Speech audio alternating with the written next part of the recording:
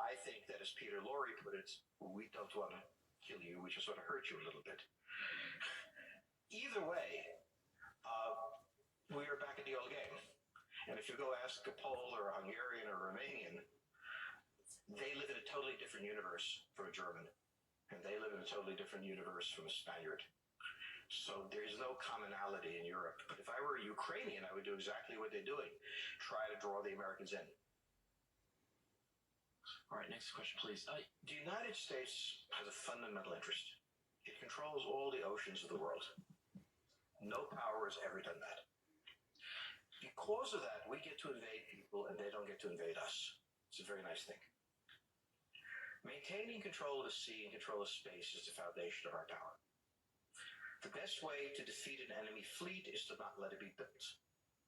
The way the British managed to make certain that no European power could build a fleet was to make sure the Europeans are at each other's throats.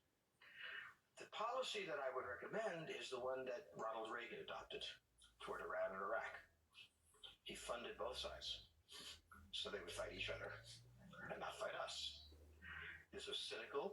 It was certainly not moral. It worked. And this is the point. The United States cannot occupy Eurasia. The moment the first boot sets to ground, the demographic differential is we are totally outnumbered. We can defeat an army. We cannot occupy Iraq. The idea that 130,000 men would occupy a country of 25 million. Well, the ratio in New York of cops to citizens was greater than we had deployed in Iraq. So we don't have the ability to go across, but we do have the ability to first support various contending powers so they concentrate in themselves with political support, some economic support, military support, advisors, and in extremis, do what we did in Japan, in Vietnam, in Iraq, and in Afghanistan, spoiling attacks. The spoiling attack is not intended to defeat the enemy. It's intended to throw them off balance. What we did in each of these wars, in Afghanistan, for example, is we threw Al-Qaeda off balance. The problem we have, since we're young and stupid, is that having thrown them off balance, instead of saying, okay, job well done, let's go home, we said, well, that was easy. Why don't we build a democracy here? This was the moment of dimension that came in. The answer, therefore, is the United States cannot constantly be intervening throughout Eurasia. It must be selectively intervening and very rarely. That is the extreme moment. We cannot, as the first step, send American troops. And when we send American troops, we have to clearly understand what the mission is, limit it to that, and not develop all sorts of psychotic fantasies. So hopefully we've learned that this time. It takes a while for kids to learn lessons.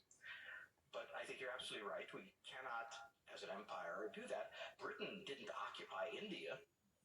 It took various Indian states and turned them against each other and provided some British officers for an Indian army.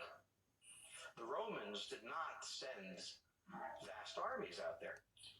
It placed kings like, various kings it created under the emperor, and those kings were responsible for maintaining the peace. Pontius Pilate was an example. So empires that are directly governed by the empire, like the Nazi Empire, fail. No one has that much power. You have to have a level of cleverness. However, our problem is not yet that. It is actually admitting that we have an empire. So we haven't even got to that point where we don't think we can kind of go home and it'll be over and done. And so we're not even ready for chapter 3 of the book. Next question, please. Yes, the gentleman right here in the fourth row.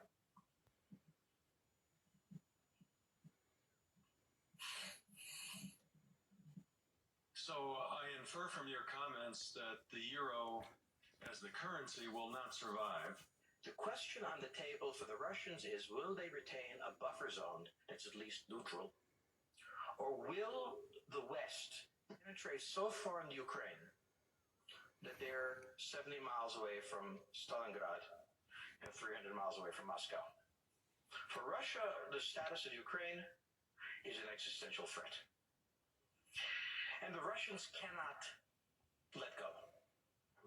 For the United States, in the event that Russia holds onto the Ukraine, where will it stop? Therefore, it's not an accident that General Hodges, who's been appointed to be blamed for all of this, is talking about prepositioning troops in Romania, Bulgaria, Poland, and the Baltics. This is the intermarium, from the Black Sea to the Baltic, that Pilsudski dreamt of. This is the solution for the United States.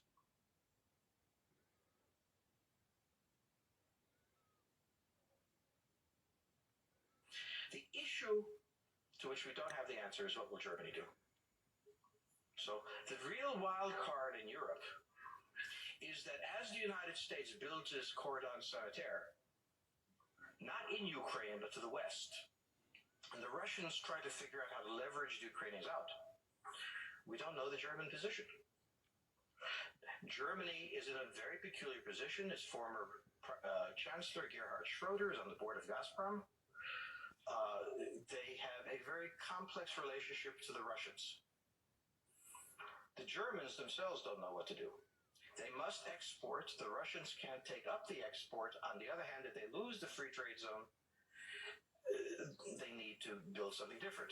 For the United States, the primordial fear is Russian capital, Russian technology, German technology and German capital, Russian natural resources, Russian manpower, as the only combination that has for centuries scared the hell out of the United States. So how does this play out? Well, the U.S. has already put its cards on the table. It is the line from the Baltics to the Black Sea.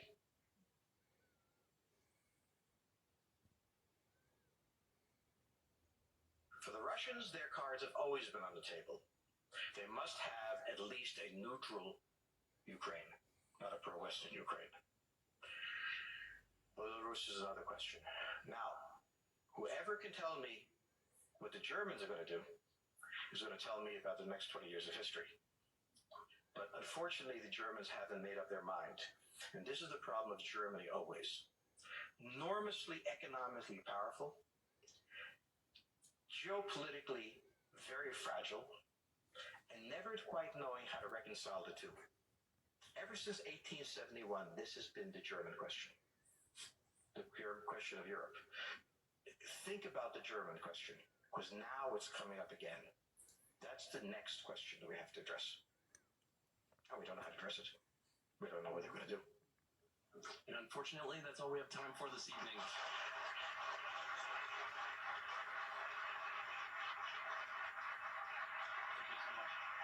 Thank you so much, George Fridman. He'll be signing copies of his book in the rear of the room. Thank you as well to the Chicago Club for co-sponsoring this evening. Good night.